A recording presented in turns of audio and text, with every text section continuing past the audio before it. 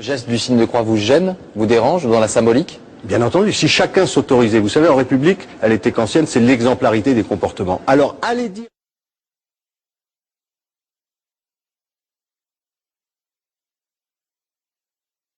C'est que nous avons à écrire notre histoire. Dans les fausses oppositions, il y a l'opposition laïcité-religion. Car être laïque, être même anticlérical, Église catholique, Église de servitude, Église de domination et d'accord avec le pouvoir royal, puis après avec la contre-révolution, c'est pas nécessairement être anti-religieux. La question, elle est à la fois historique et politique, parce que très rapidement, la réflexion, elle vient d'Edgar Quinet, c'est la suivante. C'est la Révolution française a échoué parce qu'on ne peut pas faire une révolution uniquement dans la matière, il faut la faire dans les esprits. Or, on a fait la révolution essentiellement politique, mais pas la révolution morale et spirituelle. Et donc, on a laissé le moral et spirituel à l'Église catholique. Donc, il faut remplacer ça. Et d'ailleurs, l'échec de 48, où l'Église catholique, les prêtres sont venus bénir les arbres de la liberté des révolutionnaires, c'est la preuve qu'on ne pourra jamais construire un pays de liberté avec la religion catholique. Mais comme on ne peut pas non plus acclimater le protestantisme en France, comme on l'a fait dans d'autres démocraties, il faut inventer une religion républicaine. Cette religion républicaine, qui doit accompagner la révolution matérielle, mais qui est la révolution spirituelle, c'est la laïcité. Et c'est pour ça d'ailleurs qu'on a pu parler au début du XXe siècle de foi laïque, de religion laïque, et que la laïcité voulait être la création d'un esprit public, d'une morale laïque, et donc l'adhésion à un certain nombre de valeurs. Et donc je dis bien... Beaucoup de gens, et je me rends compte là maintenant que je fais des entretiens, ils disent mais alors vous voulez inventer une nouvelle religion, ils pensent que je suis un faiseur de religion, donc c'est quand même compliqué. Hein. En fait, il y a une tradition à la fois politique et philosophique, peut-être religieuse, qui est la suivante, c'est très simple. La Révolution française a échoué. Elle a échoué d'abord en 93, 95, donc on a le retour, l'Empire, la contre-révolution, bon. Et puis une deuxième République, 1848. Celle-ci va échouer aussi terriblement dans les journées de juin, et retour de l'Empire, etc. Les républicains exilés s'interrogent pourquoi on n'y arrive pas en France. Pourquoi le modèle démocratique républicain qui est le nôtre échoue.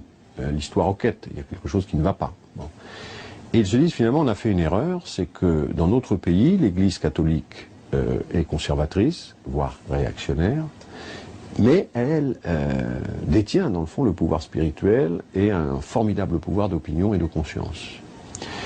Et nous avons échoué, nous avons fait des révolutions, mais des révolutions matérielles, des révolutions dans les intérêts, et nous avons laissé les esprits, mais aussi tout ce qui est de l'ordre charnel dans l'existence, de ritualisation, le baptême, l'enterrement, etc., être gérés par l'Église catholique. Dans un certain nombre de démocraties modernes, ils ont réussi à instaurer leur démocratie ou leur république. C'était un modèle au XIXe siècle, c'est l'Angleterre, les États-Unis, les Pays-Bas, parce qu'ils ont la religion protestante, qui est une religion qui correspond à la République, à la modernité, parce qu'elle est une religion de libre examen. Mais en France, certains ont tenté d'ailleurs des vagues de conversion au protestantisme. Eugène Sue, Jean Bobéro raconte ça très bien dans ses ouvrages. D'un autre côté, le philosophe Charles Renouillet, par exemple, ça marche pas. Parce que le pays... Donc il faut que nous inventions, pour établir la République, une spiritualité, voire une religion spécifique.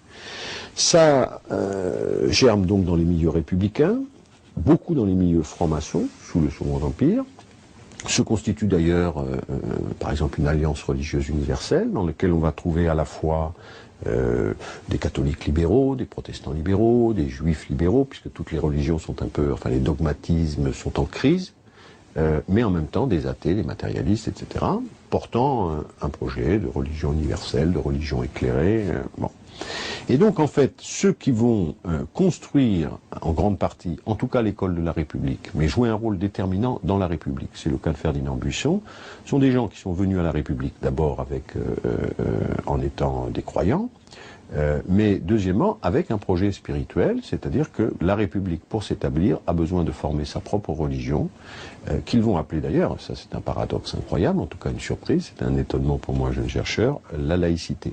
C'est une religion de la liberté, c'est une religion des droits de l'homme, c'est une religion donc de l'humanité partagée, c'est une religion de l'instruction, c'est une religion du libre examen, c'est une religion un peu hétérodoxe en ce sens qu'elle s'appuie sur tout un courant qu'on trouve à la fois dans la Kabbale, dans l'illuminisme, avec l'idée que c'est dans le fond aux hommes de continuer la création divine, donc on a une responsabilité aussi historique, ce qu'on appelle la théologie de la liberté, c'est-à-dire que l'œuvre n'est pas achevée, nous avons à la poursuivre, nous avons cette mission, et puis c'est comme je le dis, religion démocratique en ce sens que le divin, ou je ne sais pas comment dire, doit s'incarner dans tous les hommes, à égalité. Pas de clergé, pas d'intercesseur entre Dieu et la conscience, pas non plus, si vous voulez, de théorie de la grâce, de l'élection, refus du péché originel aussi, donc c'est quand même assez particulier. Mais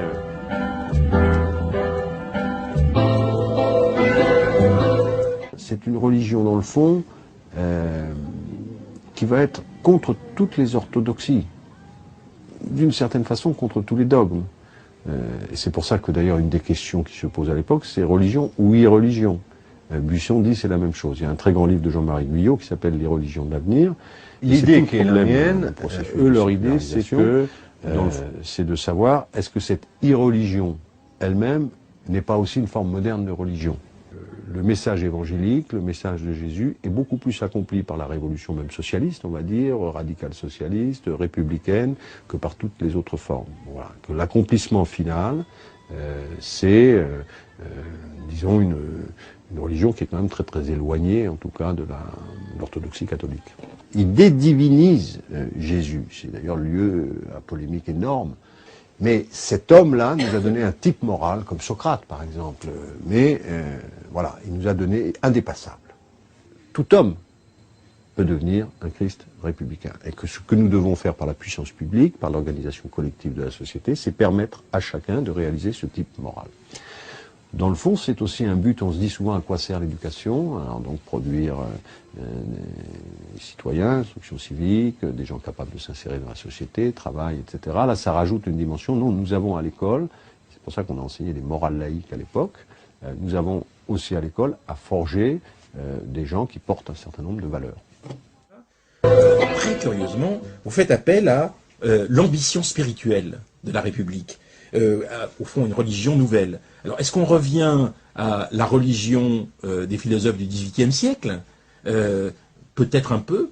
Et est-ce que vous pourriez nous expliquer comment vous allez pouvoir réintroduire cet esprit religieux de la laïcité, bien sûr, laïque, mais cet esprit religieux dans la République? Alors, deux choses. La question, comment faire pour réussir? Et ils se disent finalement, remplacer une classe sociale par une autre ne suffit pas. Il faut faire une révolution matérielle, c'est sûr, c'est important, mais il faut aussi faire une révolution des esprits. Or, si nous n'avons pas réussi, c'est que nous nous sommes occupés du matériel. On a remplacé dans le fond les aristocrates par les bourgeois, c'est ce qui s'était passé au XIXe siècle. Mais on a laissé la domination intellectuelle à l'Église catholique, qui était extrêmement puissante. Et là, ils se disent, non, il faut aussi qu'on s'occupe du spirituel et des consciences. Et je dois dire qu'il y a une importance déterminante de la franc-maçonnerie dans cette affaire-là, dans la continuité de ce que vous avez appelé les religions du XVIIIe siècle. Qu'est-ce que se disent ces gens-là? Il faut que nous construisions une espèce de religion spécifique à la République qui permette, pas seulement des intellectuels, qui permette de toucher l'ensemble des enfants dans nos villages face au curé. L'instituteur doit être porteur d'un certain nombre de valeurs qui ne sont pas seulement matérielles, mais éthiques, spirituelles, etc. Et ils font quelque chose, alors ils se disent à un moment quand même, bon, la religion catholique c'est une religion d'oppression, c'est une religion d'autorité, il y a une religion de liberté, c'est le protestantisme. C'est d'ailleurs dans les débats de la Révolution française, autour de Madame de Stel, Benjamin Constant. Donc ils se disent, il faut inventer autre chose. Le catholicisme c'est l'oppression, le protestantisme ça marche pas, et cette autre chose va s'appeler la laïcité. Mais une laïcité qui naît dans les loges, nourrie de toute cette histoire, va d'abord apparaître comme une religion laïque, ce terme est employé, religion contre la religion catholique. Et lorsque les républicains, fondateurs d'ailleurs de la religion laïque, vont prendre le pouvoir à travers l'école, dans le fond, ils vont, à travers les instituteurs, à travers les cours de morale laïque qui étaient publiés, à travers les programmes scolaires, eh bien, ils vont essayer de constituer non seulement une république matérielle, mais une république spirituelle. Est-ce que vous vous appelez à une sorte de messianisme républicain ? Non, bien sûr que non, mais vous savez, cette religion laïque, elle est formulée essentiellement par les philosophes au sein de la République, c'est une religion rationnelle. Donc c'est précisément, il n'y a pas de fin d'histoire, l'histoire est en continu, c'est un appel à la conscience de chacun, au jugement, à la rationalité, mais ça s'édifie comme un système de croyance, très inspiré aussi du kantisme, avec la loi de morale. Durkheim. Vincent Payon, il y a quand même un problème avec la question de la laïcité, vous le savez très bien, c'est qu'il y a eu des dérives de ce qu'on appelle les laïcards. C'est-à-dire qu'il y a eu, au fond, petit à petit, non pas du tout une spiritualisation de ce combat laïque, mais quelque chose comme un sectarisme de ce combat laïque, et qu'aujourd'hui, au XXIe siècle, on est dans une situation un peu différente. C'est-à-dire que la prise en compte et l'écoute des libertés individuelles nous amène à prendre en compte quelques aspects, non pas communautaristes, mais quelques aspects communautaires. C'est-à-dire qu'il y a des communautés qui pensent à leur façon, leur rapport au religieux ou leur rapport au spirituel, et la République a été amenée à composer avec ces communautés sans entrer forcément dans le communautarisme. Est-ce qu'il ne faut pas bouger par rapport à la domination d'une spiritualité laïque ? Alors, je crois que ce serait une très grande méconnaissance, dont joue d'ailleurs Nicolas Sarkozy, de penser que la laïcité est anti-religieuse. D'abord, je crois qu'il ne faut pas méconnaître la demande il ne faut jamais mépriser nos quartiers, et que quand on parle de laïcité avec des jeunes juifs, des jeunes musulmans, des jeunes catholiques, des jeunes protestants, ou des gens qui ont une interrogation spirituelle, c'est pas parce qu'on est pauvre qu'on n'a pas d'interrogation spirituelle, c'est pas parce qu'on vit en HLM qu'on n'est pas pleinement un homme. On est très surpris de voir à quel point la laïcité française est un ciment et une demande pour notre jeunesse. Et je pense que c'est plutôt la démission d'un certain nombre de gens par rapport à ces valeurs qui nous coûte.